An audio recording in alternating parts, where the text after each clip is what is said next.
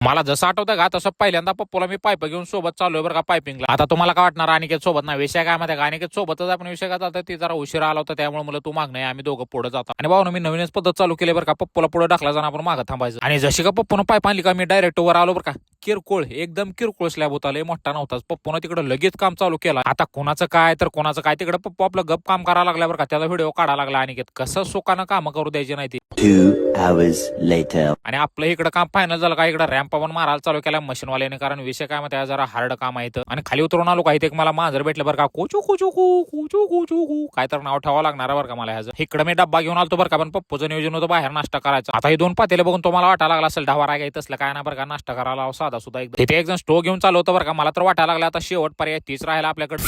पप्पाला काय म्हणलं म्हणतं का, तू पण एक स्टोव घे म्हणलं, मी पण एक स्टोव घेतो म्हणलं, त्याशिवाय पर्याय ना आपल्याकडे. पण पप्पा म्हणला काय गरज नाही, मला आधी नाश्ता करून घेऊ, त्याशिवाय काय माझं डोकं चालणार नाही. खाली पेट मेरे दिमाग की बत्ती नहीं जलती, तुम ही कुछ सोचो. सगळा खेळ खंडोबा झाला काल सुरडीचा स्लॅबला. ती म्हणला साहेब म्हणला ऍडजस्ट करायला लागतो. घर मालकानं ऍडजस्ट केली, मला आमच्या गलीतला आहे. खाओ माँ कसम. त्या पप्प्याचं तिकडे वेगळंच चालू असतंय बरं का, इकडे या संध्याचं वेगळंच चालू असतंय. काय विषय चालू होता ह्यांचा याला माहिती बाबा. आपल्याला जे स्लॅबवर सामान लागणार होतं का, ते सामान घेतलं, नीट कामावर आला बरं का. इथे लिफ्ट लावायला चालू होती, अजून काय काम फायनल झालं नव्हतं ह्यांचं. थोड्याच वेळामध्ये ह्यांनी मशीन बिशीन सगळं लावून घेतलं बरं का. आणि एकदा का मशीन लावून झाली का, परत त्याला गोविंद बॉसच्या हस्ते मस्तपैकी पूजा बिजा करून घेतली मशीनची.